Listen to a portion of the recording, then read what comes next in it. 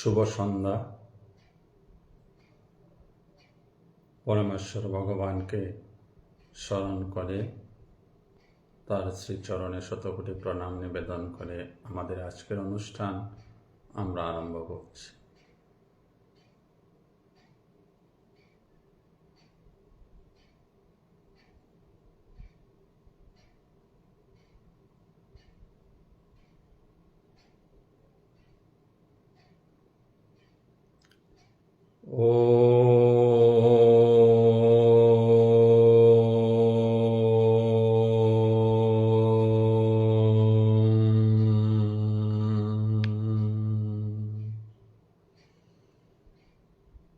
শ্রী পরমাত্মনে নমঃ। স্বরূপ চিন্তনের মধ্য দিয়ে আমরা আজকের আলোচনায় অগ্রসর হব। আমি শক্তিশালী আত্মা, আমি শক্তিশালী আত্মা, আমি দেহ নই, মন নই, বুদ্ধি নই, আমি নিত্য শুদ্ধ বুদ্ধ মুক্ত আত্মা, আমি সচিৎ আনন্দময়।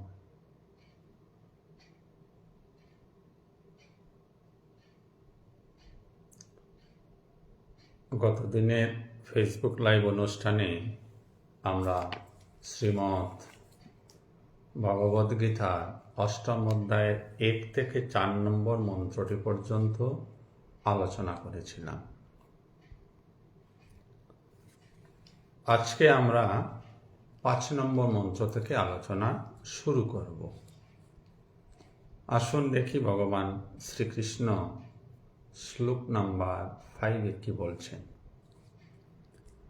অন্তকালে চ মামেব স্মরণ মুক্তা কলেবরম ইয়ঃ প্রয়াতি সমদ্ভাবম ইয়াতি নাস্তি অত্র সংশয়। অন্তকালে, শেষের দিকে অর্থাৎ মৃত্যুকালে, যো মামেব স্মরণ, আমাকে স্মরণ করেন, মুক্তা কলেবরম, কলেবরম মানে দেহ, দেহ ত্যাগ করেন, শেষ সময়ে যিনি আমাকে স্মরণ করে দেহ ত্যাগ করেন, ইয়ো প্রয়াতি স মদ্ভাবম, ইয়ো প্রয়াতি যিনি প্রয়াণ করেন, স তিনি, মদ ভাবম আমার ভাব, ইয়াতি লাভ করেন, নাস্তি নাস্তি অত্র সংশয়, তাতে কোনো সংশয় নেই। তো ভগবান শ্রীকৃষ্ণ বললেন যে একদম অন্তিম মুহূর্তে যিনি ভগবানকে স্মরণ করে দেহ ত্যাগ করেন, তিনি ভগবানকেই লাভ করেন। আমরা সাধারণভাবে যদি এই শ্লোকটি ভাবার্থ বোঝার চেষ্টা করি তো মোটামুটি এইটাই আসে, এবং সাধারণ জনমানসে এই ধারণাটাই কিন্তু রয়েছে। তার একটু গভীরে গিয়ে আমরা আলোচনা করার চেষ্টা করব। সাধারণ পটভূমিতে কোনো জিনিসকে বা কোনো বিষয়কে যদি স্মরণ রাখতে হয় তাহলে তা চর্চা করতে হয়। চর্চাবিহীন কোনো বিষয় বা কোনো এক বস্তু কোনো এক জ্ঞানের কথা আমাদের স্মরণে থাকে না। আমরা সবাই স্কুল কলেজে পড়াশোনা করেছি। পরীক্ষায় যখন প্রশ্ন আসতো তার উত্তর দিতে হলে ওই প্রশ্নটির উত্তর আমাদেরকে মুখস্থ করতে হয়েছিল। মুখস্থ করতে কি করেছি? আমরা চর্চা করেছি। আমরা বারংবার রিভিশন দিয়েছি, পুনঃ পুনঃ অধ্যয়ন করেছি।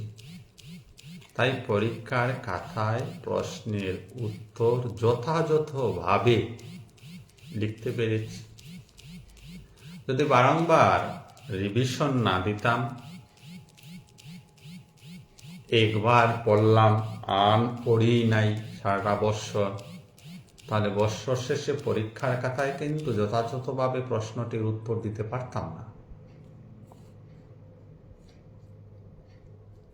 এই উদাহরণটিকে আমরা এইবার নিয়ে আসছি এই শ্লোকের মধ্যে, যেখানে ভগবান বলেছেন শেষের দিনে, অন্তিমকালে ভগবানকে স্মরণ করা। অন্তিমকালে এমনিতেই ভগবানকে স্মরণ করা সম্ভব নয়।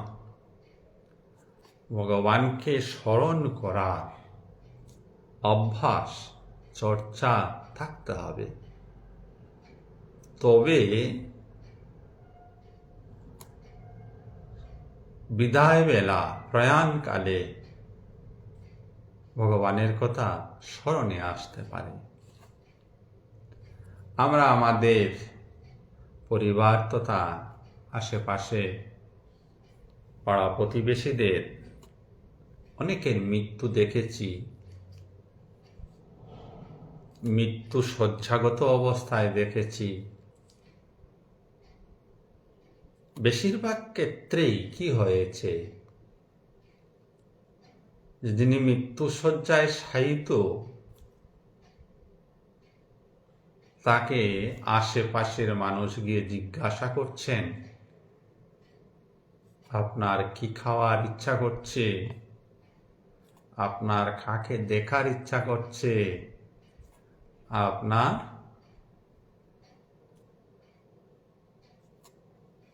কিছু করার ইচ্ছা করছে কি? এইগুলি জিজ্ঞাসা করা হয়।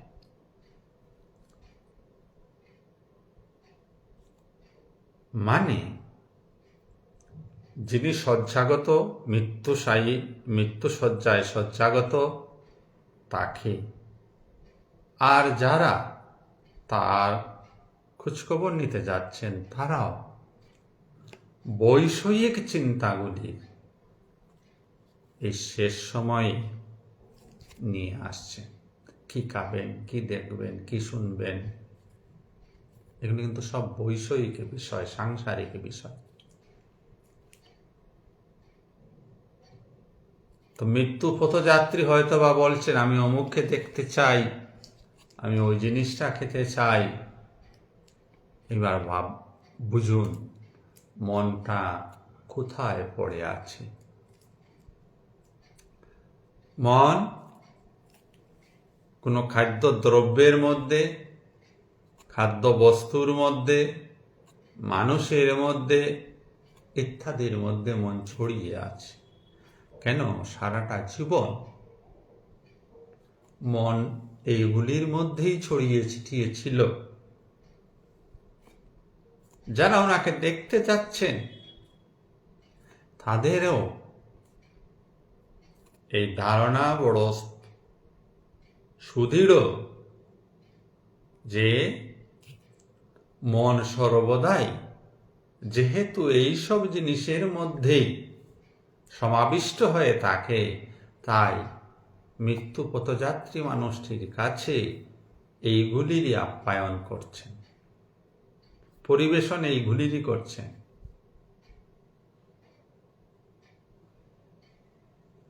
বলার উদ্দেশ্য এইটাই, হরিনাম বা কৃষ্ণ নাম আজীবন চর্চায় না থাকলে শ্রদ্ধা ভরে না নিতে পারলে, নিষ্ঠা সহকারে নিতে না জানলে মৃত্যুকালে তা স্মরণে আসবে না। তার ভুরি ভুরি প্রমাণ আমাদের এই জীবনেই রয়েছে। আমরা সবাই ভালো হতে চাই, সবাই গীতার জ্ঞানকে ধারণ করতে চায়, কিন্তু পরিস্থিতিতে আমরা গীতার জ্ঞানের কথা বিস্মৃত হয়ে যাই। আমরা পরিস্থিতিতে বিকৃত বুদ্ধি, পরিস্থিতির দ্বারা প্রভাবিত হয়ে গীতার আদর্শের কথা, গীতার ভাবের কথা ভুলে গিয়ে যা করার নয় তা করে বসি, আর যার ফলে জীবনটা আমাদের বিষময় হয়ে ওঠে। এই গেল একটা দিক। অন্য দিকে যদি আমরা তাকাই এই মন্ত্রটিকে নিয়ে, তাহলে কি সেটা হচ্ছে যে মৃত্যুর মাধ্যমেই কি ঈশ্বর লাভ হয়? কারণ ভগবান ওইখানে বলছেন প্রয়াণকালে যিনি তাকে স্মরণ করবেন তিনি তাকে পাবেন। তা মৃত্যুর পূর্বে কি ভগবানকে পাওয়ার বা ঈশ্বর লাভ করার কোনো সম্ভাবনা নেই? এই একটা প্রশ্ন আসতে পারে। এই প্রশ্নটির সমাধানার্থে এটুকু বলা যেতে পারে যে মৃত্যু, প্রথমে আমাদেরকে বুঝতে হবে মৃত্যু কি।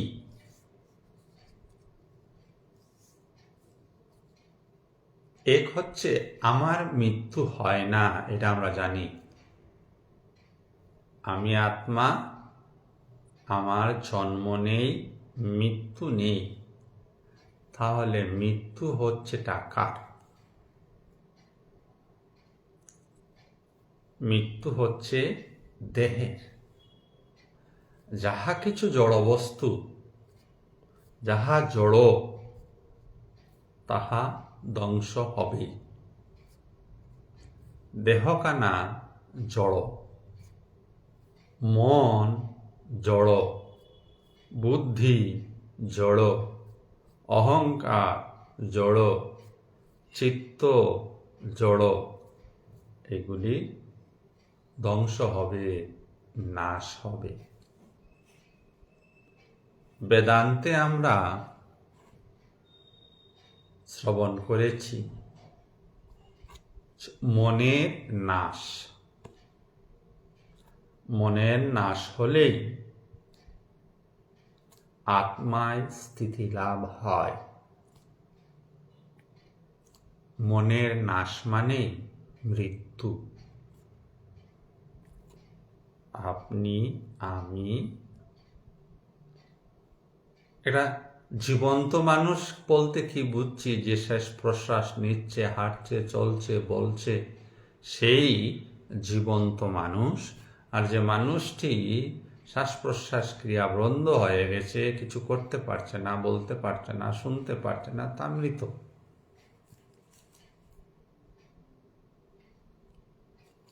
এইবার ওই জীবিত মানুষটি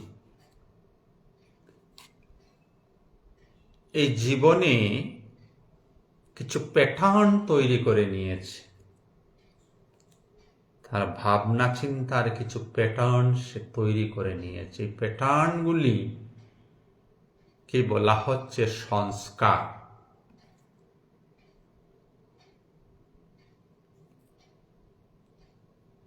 এই সংস্কারগুলি কি? সংস্কারগুলি অন্য কিছু নয়।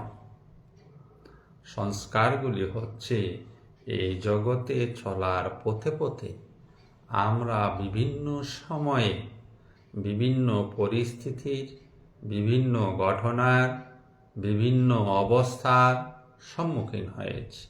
এই প্রত্যেকটি ঘটনা, প্রত্যেকটি অবস্থা, প্রত্যেকটি ব্যক্তিবস্তু থেকে আমরা কিছু জ্ঞান আহরণ করেছি। সে ভালো হতে পারে, মন্দ হতে পারে। সেই জ্ঞানগুলি সংস্কার আকারে আমাদের মধ্যে রয়েছে। এই সংস্কার গ্রহণের যে প্রক্রিয়া, এই প্রক্রিয়া কখনো সাধারণ মানুষের পিউরিফাইড ছিল না। সে আবুল তাবুল ধারণার বশবর্তী হয়ে ভ্রমবশত অনেক সংস্কারকে মনে রেখে দিয়েছে। এইবার ওই সংস্কার ক্রিয়েট করা, সংস্কার অলরেডি কিছু ক্রিয়েট হয়ে আছে এবং প্রতিদিন আরো কিছু নতুন সংস্কারের সংযোজন হচ্ছে। আর এই সংস্কারের সমষ্টি মানেই একটি মানুষের চরিত্র। মানুষের চরিত্র কি? ওই সংস্কারগুলির সামাপ, সমষ্টি।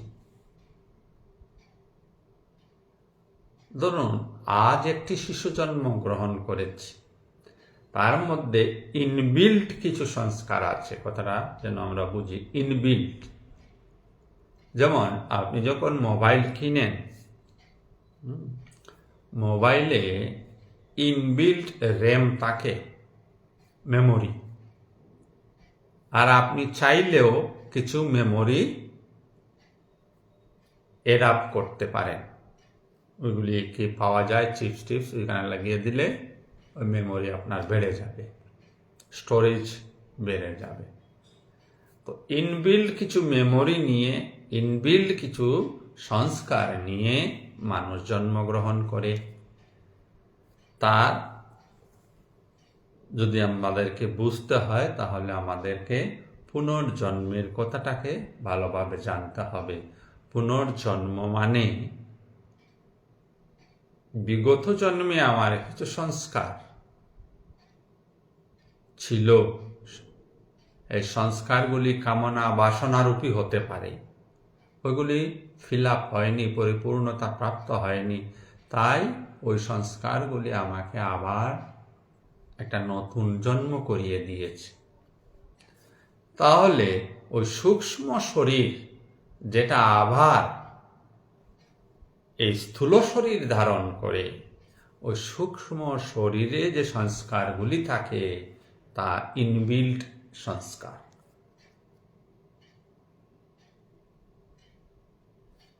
এইবার শিশু অবস্থায় ওই ইনবিল্ট সংস্কারগুলি তো আছেই, তৎসঙ্গে সঙ্গে সে কিছু কিছু নতুন জিনিসের সঙ্গে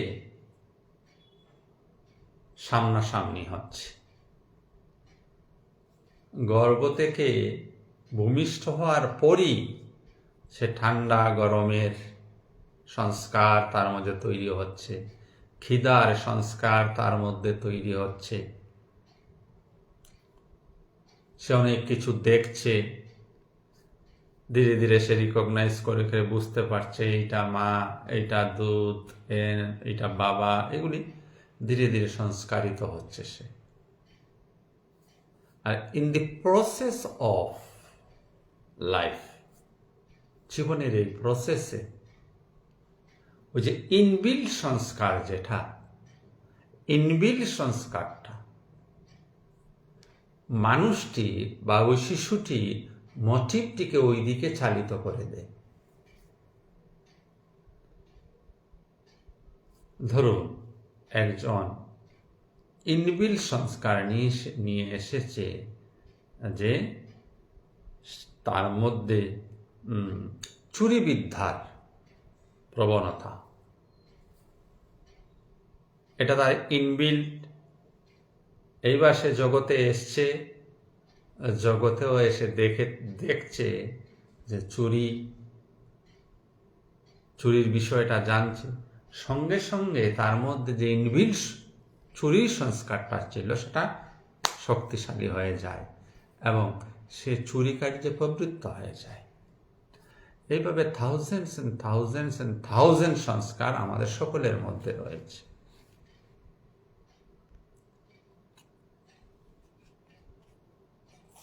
আর এই সংস্কারগুলির সমষ্টি আমাদের মন, সংস্কারগুলির সমষ্টি আমাদের চরিত্র। তো মন মানে কি? মনে আমি বলি আমার মন, আপনি বললেন আপনার মন। প্রত্যেকের মন আমরা আলাদা করে নিয়েছি, যদিও মন বলতে কিছু নেই। মন মানে আমাদের থট প্যাটার্ন, কিভাবে আমরা চিন্তা করি। যে কোনো একটা বিষয়কে নিয়ে, যে কোনো একটা বস্তুকে নিয়ে আমার চিন্তার ধারাটা কি হয়, ওই চিন্তার ধারায় ইনপুটসগুলি অলরেডি আমার মধ্যে আছে, যেগুলিকে আমরা সংস্কার বলছি। যেমন এইটা ঘড়ি, ওয়াচ, এটা সংস্কার আমার মধ্যে আছে।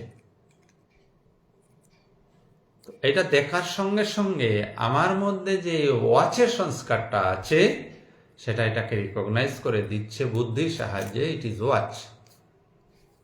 এইবার এইটা যদি অন্য কিছু হয়, মনে করুন অন্য কিছু, এটা তো আমার থট প্রসেসটা কিভাবে রান করবে? এটাকে দেখতে তো ঘড়ির মতো বোধ হচ্ছে, মনে হচ্ছে এটা ঘড়ি, আমি অনুমান, অ্যাজাম্পশন করতে শুরু করে দিই। তো অনুমানের দ্বারাও আমরা কিছু জিনিস জানতে পারি। অনেক সময় অনুমান সত্য হয় না।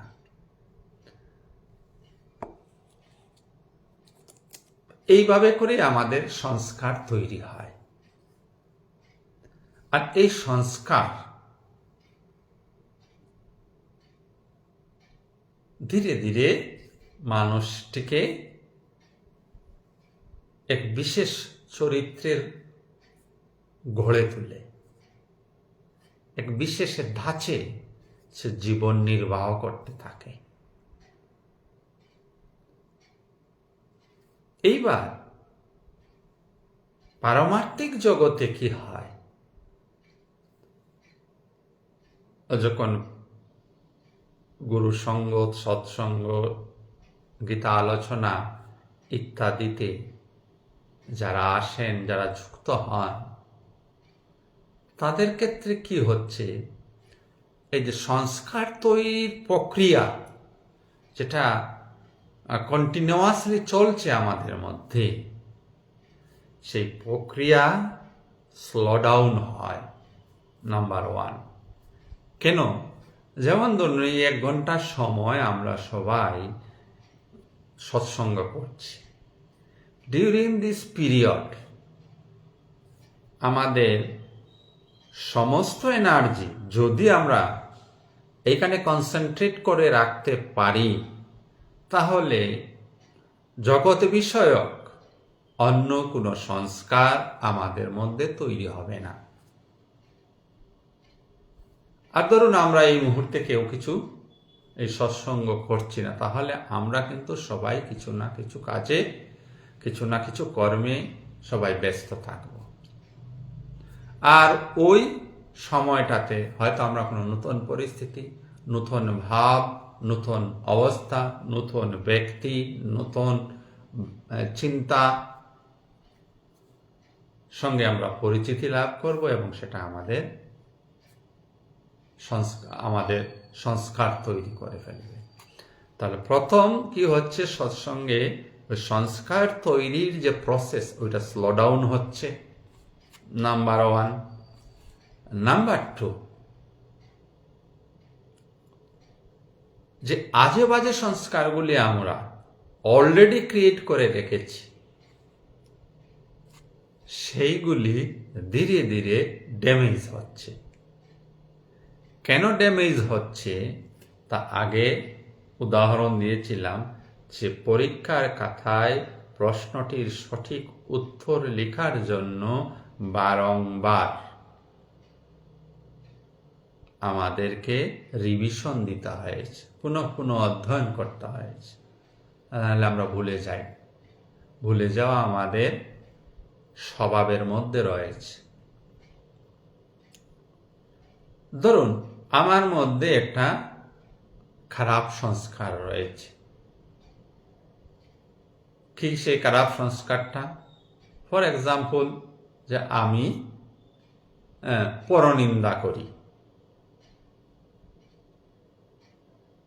পরনিন্দা করার যে সংস্কারটা আমার মধ্যে রয়েছে, এই সংস্কারটা আমি যত যত পরনিন্দা করছি তত তত সেটা শক্তিশালী হচ্ছে। কারণ পরনিন্দা নামক সংস্কারটিকে পুনঃ পুনঃ চর্চার বিষয় করাতে পরনিন্দা নামক সংস্কারটি আমার শক্তিশালী হয়ে উঠছে। আমি যদি সৎসঙ্গ বা ঈশ্বরে শ্রদ্ধাবান নিষ্ঠাবান হয়ে ঈশ্বর কথা স্মরণ করতে থাকি, জপ তপ করতে থাকি, তাহলে ওই পরনিন্দা করার যে প্রবৃত্তি আমার মধ্যে, যে সংস্কার আমার মধ্যে রয়েছে, সেই পরনিন্দা করার প্রবৃত্তি বা সংস্কারটাকে যেহেতু আমি আমল দিচ্ছি না, তার পরিবর্তে আমি নাম জপ তপ করছি, তখন আমার পরনিন্দাজনিত সংস্কারটি ধীরে ধীরে দুর্বল হচ্ছে। আর বারংবার যেহেতু আমি ঈশ্বরের নাম স্মরণ করছি, ঈশ্বরীয় নাম স্মরণের সংস্কার আমার মধ্যে শক্তিশালী হচ্ছে।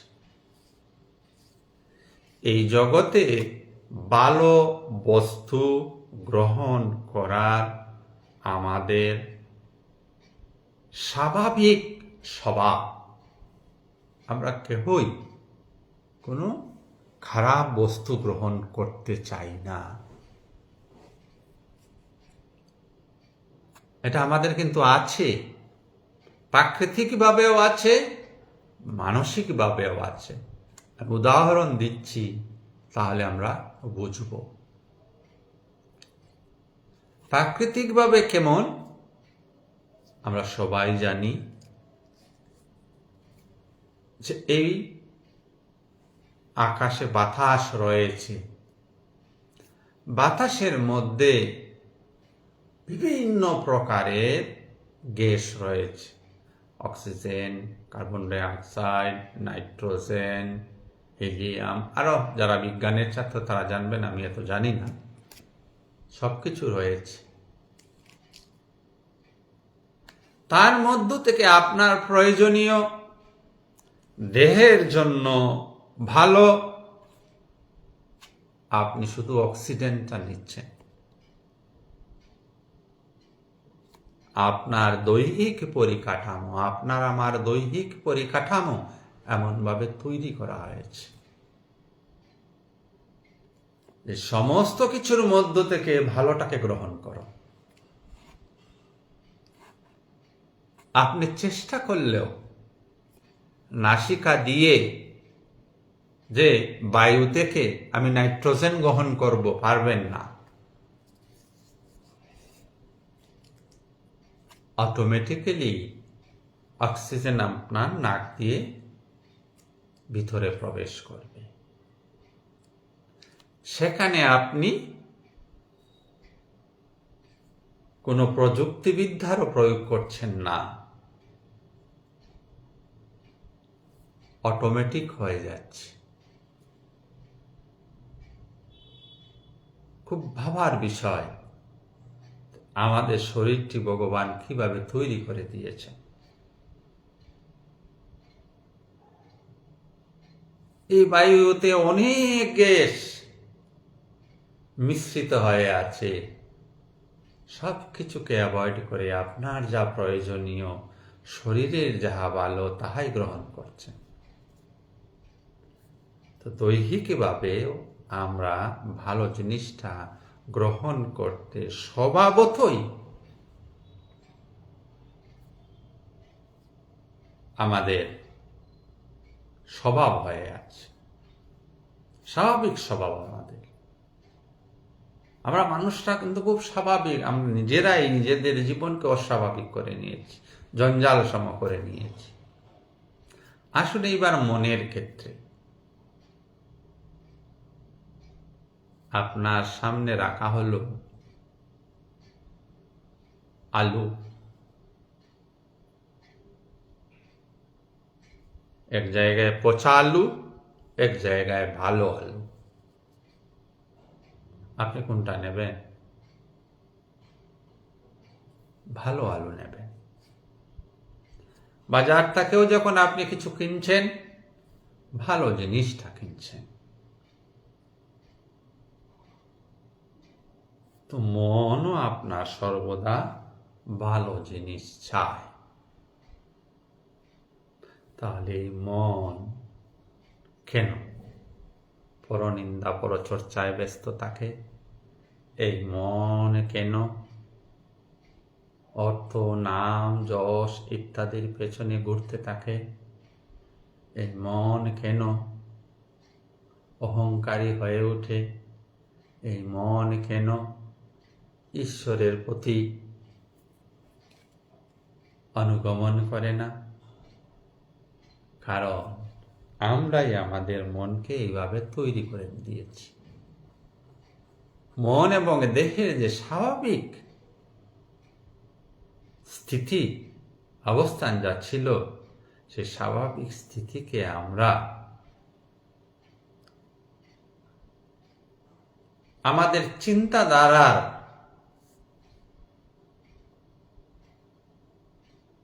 মধ্য দিয়ে তাকে অন্যভাবে তৈরি করে ফেলেছি। আরো উদাহরণ নিন, আমাদের এই শরীরটা, যেদিন পৃথিবীতে মানুষ প্রথম এসছিল, ধরুন লাখ লাখ বছর পূর্বে, ইতিহাস আমরা কিছু কিছু পড়েছি,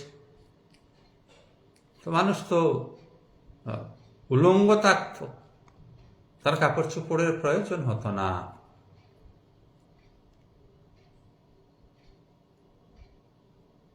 আজ আমরা কত কাপড় চোপড় পরে আছি।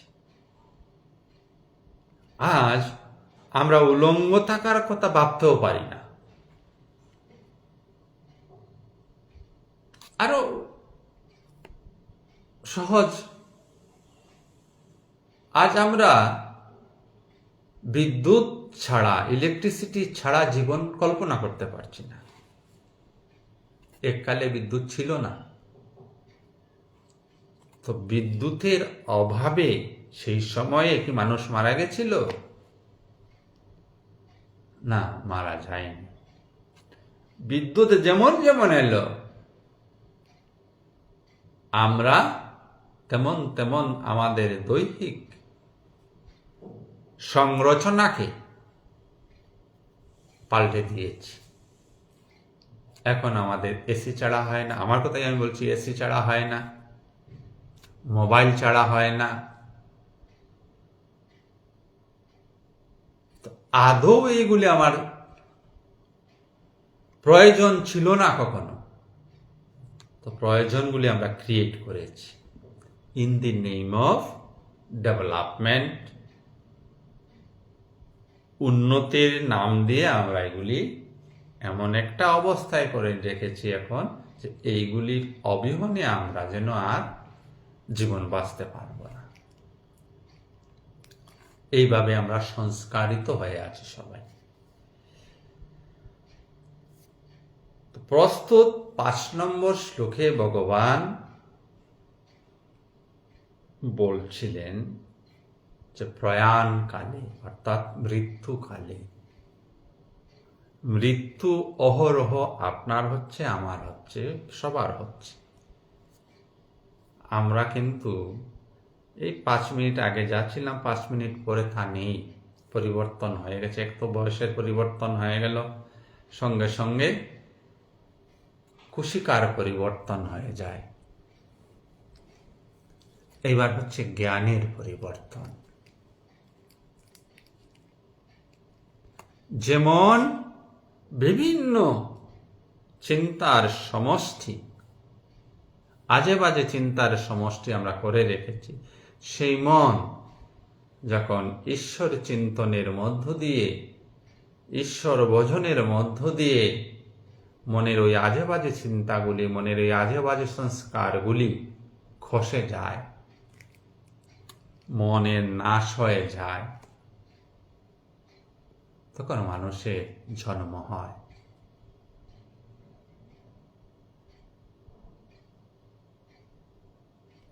তখনও মানুষের নতুন জন্ম হয়। এটাও একটা মানুষের মৃত্যু।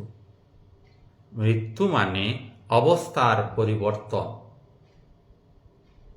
মৃত্যু মানে অবস্থার পরিবর্তন।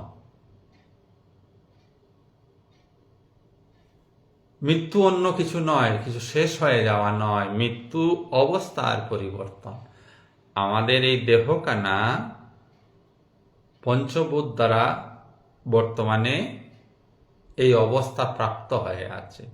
মৃত্যুর মধ্য দিয়ে এই দেহ আবার পঞ্চভূতে মিলে যাবে। অবস্থার পরিবর্তন। আমি বলতে যাহা আমরা বুঝি আত্মা, তারও মৃত্যু হয় না।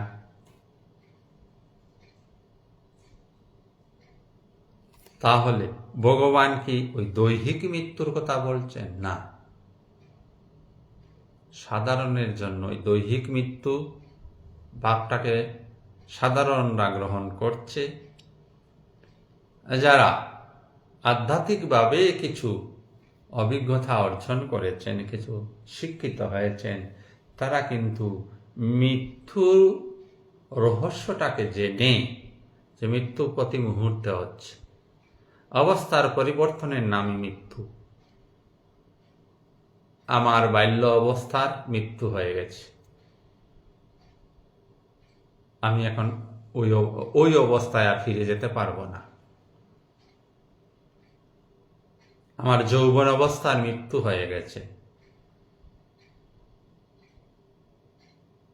মানে পরিবর্তন হয়ে গেছে আমার অবস্থার, শারীরিক অবস্থা। ঠিক তদ্রূপভাবেই জ্ঞানে পরিবর্তন হয়। নিম্নতর জ্ঞানে থেকে ঊর্ধ্বতর জ্ঞানের যাত্রার নামই হচ্ছে আধ্যাত্মিকতা।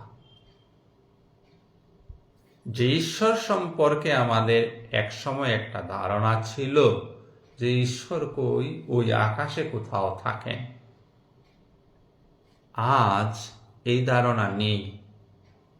কেন নেই?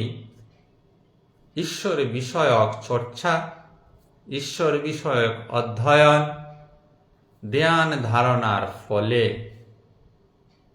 আমরা কিছু কিছু অনুভব করতে সক্ষম হয়েছি যে ঈশ্বর সর্বত্র রয়েছেন এবং আমার মধ্যেও রয়েছেন। শাস্ত্র ওয়ান স্টেপ এগিয়ে গিয়ে বলছেন যে তুমি ব্রহ্ম, ইউ আর ব্রহ্মণ। তাহলে যে কনসেপ্টটা ব্রহ্ম সম্পর্কে বা ঈশ্বর সম্পর্কে আমাদের আগে ছিল, সেই কনসেপ্টটা বর্তমানে নেই। এই যে চেঞ্জ, এই যে পরিবর্তন, এই যে ট্রান্সফরমেশন, এই ট্রান্সফরমেশনটা হচ্ছে নিম্নতর জ্ঞান থেকে উচ্চতর জ্ঞানের দিকে আমরা যাত্রা করছি। এইটাই আধ্যাত্মিকতা। পূর্ণতর ভাবে যখন আমরা ধ্যান ধারণার দ্বারা অনুভব করতে পারব যে আমি কতগুলো হাড় মাংসের সমষ্টি নই, মন বলে কিছু নেই, সব কিছুর ঊর্ধ্বে এমন এক অবস্থা রয়েছে যেখানে আমি সর্বত্র রয়েছি, আমি সর্বব্যাপক হয়ে আছি।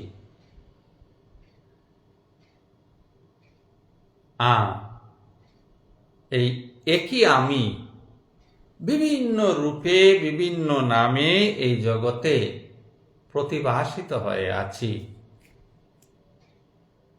এই অবস্থা পূর্ণ জ্ঞানের অবস্থা। এই অবস্থাকেই বলা হয় মুক্ত অবস্থা। আর ইহা এই জীবনে জীবদ্দশায় মহাপুরুষগণ অনুভব করেছেন, তাই তারা আমাদের কাছে উপাস্য। আমরা তাদের পূজা করি।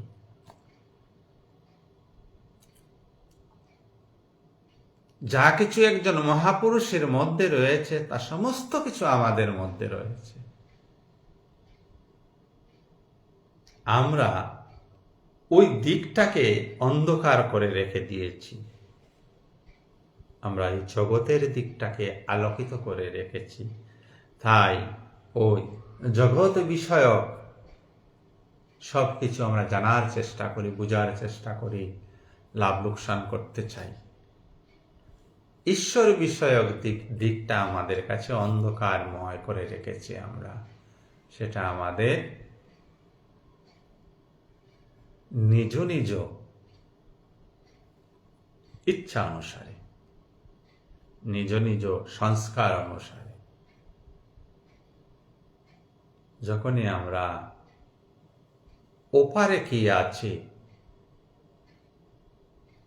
জ্ঞানের এই পাঠটা দেখছি, জগতের পাঠটা দেখছি, ঈশ্বরীয় পাঠটা দেখছি না, ওই জ্ঞানের পথে যখন হাঁটতে শুরু করব, তখনই এই অনুভবটা হবে যে আমি কতগুলো রক্ত মাংসের হাড়ের সমষ্টি নই, আমি সর্বব্যাপক, সর্বজ্ঞ এবং জন্ম মৃত্যু রহিত। তখন আমার স্থিতি কোথায় হবে? আত্মস্থিতি, ব্রহ্মস্থিতি, ব্রাহ্মী স্থিতি। এটাকেই বলা হচ্ছে ভগবত ধাম। তাই ভগবান 5 নম্বর মন্ত্রে বললেন, সহজ অর্থ যে প্রয়াণকালে। তো প্রয়াণ কি? যখনই অবস্থার পরিবর্তন হচ্ছে তখনই প্রয়াণ। যখনই আপনি অজ্ঞানতা থেকে জ্ঞানের দিকে আসছেন তখনই প্রয়াণ হচ্ছে, অজ্ঞানতার প্রয়াণ।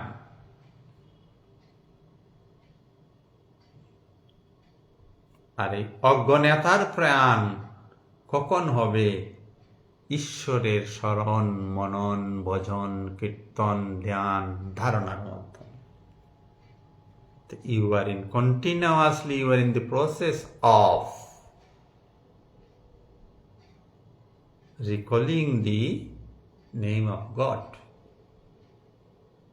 তাই ভগবান বললেন, মৃত্যুকালে যে আমাকে স্মরণ করে সে আমাকেই প্রাপ্ত হয়। এই কন্টিনিউটি থাকতে হবে। সর্বদা ঈশ্বরের স্মরণ মনন করলে ঈশ্বর লাভ সম্ভব।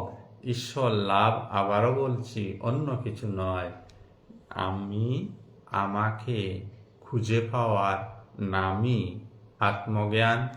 আমি আমাকে খুঁজে পাওয়ার নামই ঈশ্বর লাভ। আলাদা কিছু নয়, আলাদা কিছু খুঁজে পেতে হবে। অলরেডি আমার মধ্যে রয়েছে, যা অনাবিষ্কৃত হয়ে আছে, আবরিত হয়ে আছে। সে আবরণগুলোকে সরিয়ে আমার স্বরূপ সম্পর্কে যখন আমি অবহিত হব, তখনই আমার মুক্ত অবস্থা। আমরা 6 নম্বর মন্ত্রের দিকে অগ্রসর হচ্ছি। ইয়ম ইয়ম বাপি স্মরম ভাবম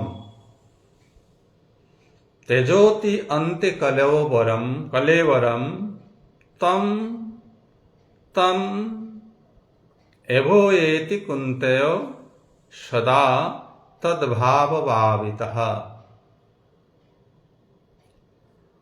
অর্থাৎ অন্তিমকালে যিনি যে ভাব স্মরণ করে দেহত্যাগ করেন, তিনি সেইভাবে ভাবিত তত্ত্বকেই লাভ করেন। অন্তিমকালে যিনি যে ভাব স্মরণ করে দেহত্যাগ করেন, তিনি সেইভাবে ভাবিত তত্ত্বকেই লাভ করেন। সাধারণত যে দেহত্যাগের সময় মানুষ যেভাবে ভাবিত হবে, সে সেই তত্ত্বকেই লাভ করবে। এ নিয়ে ভাগবতে অনেক গল্পতা আছে, কাহানি আছে।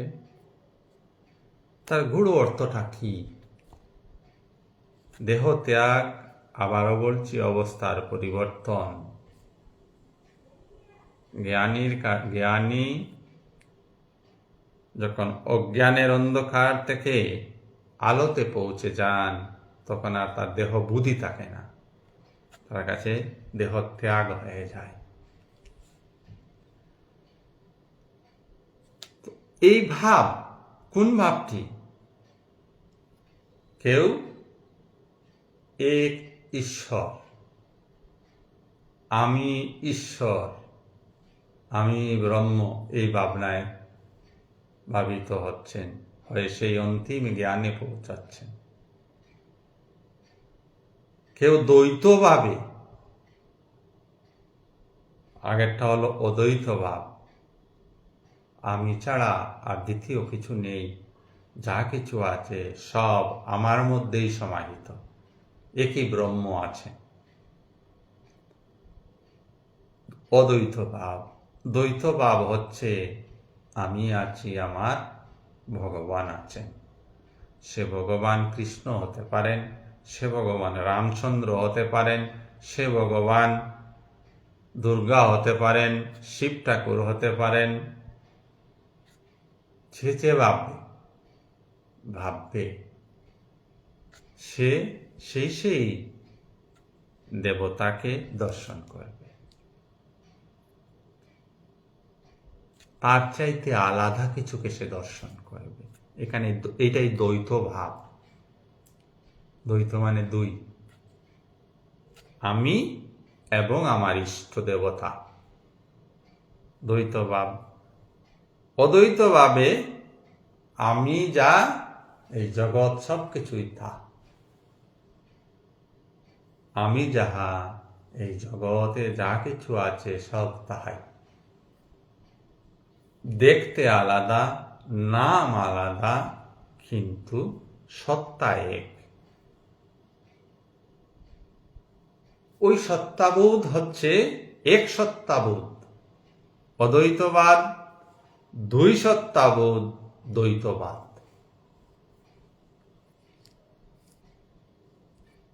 তাই ভগবান শ্রীকৃষ্ণ বলছেন, অন্তিমকালে যেভাবে ভাবিত হয় দেহত্যাগ করবে, সেই তত্ত্বকে লাভ করবে।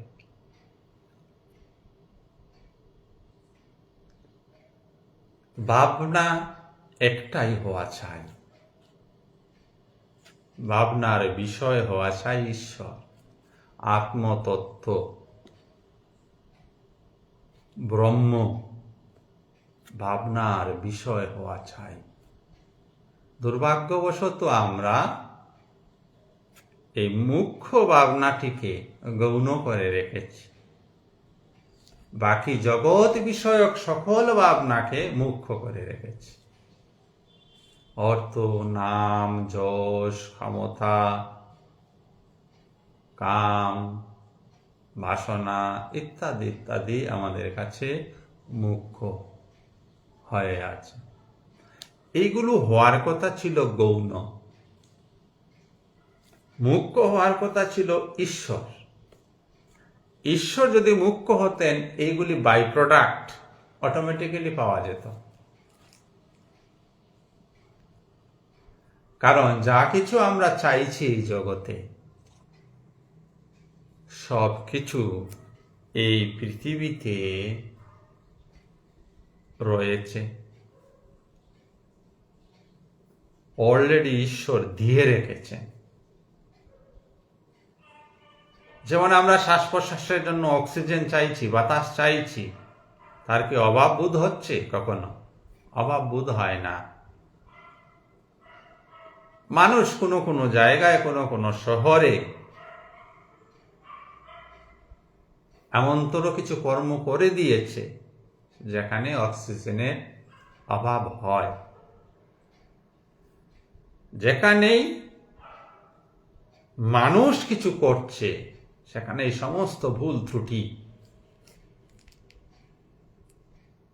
সেখানে এই বিকৃত অবস্থা, ঈশ্বর যা কিছু করেছেন সুন্দর এবং সাবলীল অবস্থা।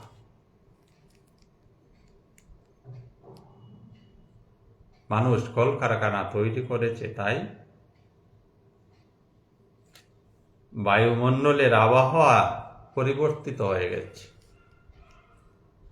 ঈশ্বর কিন্তু এইভাবে ইমব্যালেন্সড জগৎ তৈরি করেননি, ব্যালেন্সড জগৎ তৈরি করেছিলেন। তো ব্যক্তিগত কর্মফল যেভাবে মানুষকে ভোগ করতে হয়, সমষ্টি কর্মফলও ব্যক্তিকে ভোগ করতে হয়। দুটা কর্মফল আমাদেরকে ভোগ করতে হয়, সমষ্টি কর্মফল এবং ব্যক্তি কর্মফল।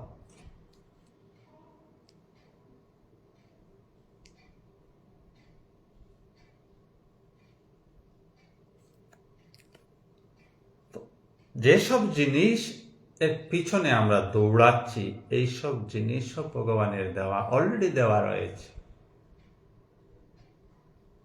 ওই তত্ত্বটাকে আমরা ভুলে রয়েছি। যার জিনিস তার যদি আরাধনা করি, তাহলে তার জিনিসের অভাব কি আমার জীবনে হবে?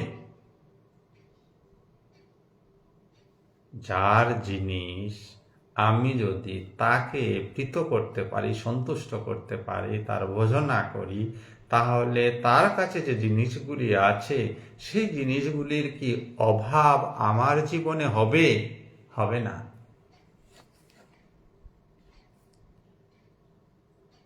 একদম সহজ জাগতিক উদাহরণ দিয়েও যদি তা বিশ্লেষণ করেন বুঝতে পারবেন। আমরা কিন্তু তা করছি না। আমরা বস্তুটি কার সেদিকে ধ্যান নেই, আমরা বস্তুটিকে চাই, মালিককে খুঁজছি না। খুঁজতে হয় মালিককে। আমরা বস্তুটিতে আসক্ত হয়ে আছি, আসক্ত হতে হয় মালিকের সাথে। মালিক মানে ঈশ্বর, এখানে আর কেউ মালিক নেই। আমরা মালিক মালিক বলি, মালিক একমাত্র ঈশ্বর। এই পৃথিবী সমস্ত সম্পদে, সমস্ত ঐশ্বর্যে, সমস্ত বৈভবে মালিক হচ্ছেন ঈশ্বর। ওই তারই ঐশ্বর্যের বৈভবের খণ্ড খণ্ড কিছু আমরা নিয়ে আনে বলি আমার বাড়ি তৈরি করে ফেলেছি। আরে কি দিয়ে বাড়ি তৈরি করেছে? সিমেন্ট দিয়ে বাড়ি তৈরি করেছি, রড লাগিয়ে বাড়ি তৈরি করেছি, ইট লাগিয়ে বাড়ি তৈরি করেছি। ওই তিনটা আসলে কি? মাটি। তিনটাই মাটি।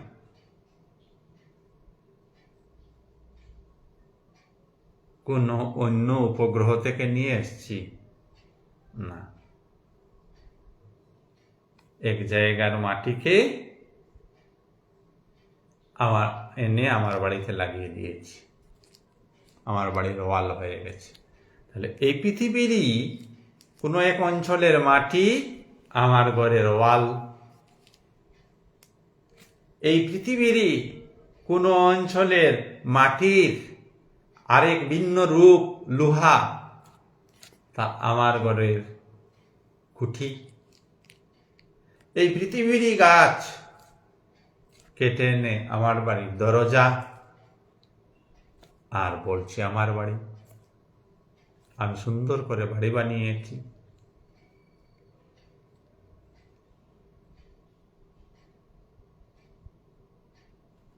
মালিককে ভুলে আছি। তিনি সব কিছু করে রেখেছেন। আমাদের অভাব বোধ কেন হয়? আমাদের অভাব বোধ এই জন্যই আমরা মালিকের সঙ্গে পরিচিত হতে চাই না। যদি জমিদারের সঙ্গে আপনার সুসম্পর্ক থাকে, তাহলে কি আপনার জমির অভাব হবে, খাদ্যাভাবের অভাব হবে না? জমিদার সন্তুষ্ট হয়ে বলবেন, এই জমি তোমার, আপনার এমনিতেই জমি হয়ে যাবে। ভাবটা রাখতে হবে। তো ঈশ্বর রাজারও রাজা, তাকে যদি সন্তুষ্ট করে রাখা যায়, তার যদি প্রীতি সাধন করা যায়, তাহলে মানুষের জীবনে কখনো অভাব আসতে পারে না। আর যাই হোক, আমরা জানি আর না জানি, আমরা কিন্তু তারই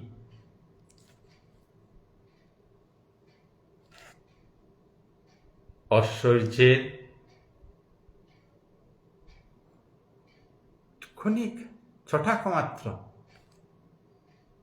ভোগ করেই চলছি। তারই সব কিছু ভোগ করে, জানি মানি আর না মানি, তারই দেওয়া জিনিসের উপরই, তারই জিনিস দিয়ে তা আমরা গৌরব করে চলছি।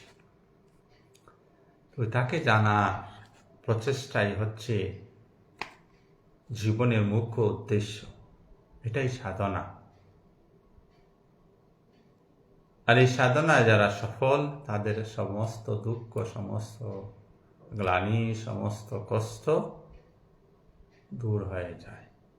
তারা মুক্ত হয়ে যান, সব কিছুর ঊর্ধ্বে চির আকাঙ্ক্ষিত শান্তি তারাই লাভ করে। সবাইকে অনেক অনেক ধন্যবাদ। সবার উপস্থিতি অনুষ্ঠানটিকে সার্থক করে তুলুক। আপনাদের সকলের হৃদয়স্থ আত্মাকে আমার শতকোটি প্রণাম। শুভরাত্রি। সবাই ভালো থাকুন, সুস্থ থাকুন, আনন্দে থাকুন। ধন্যবাদ।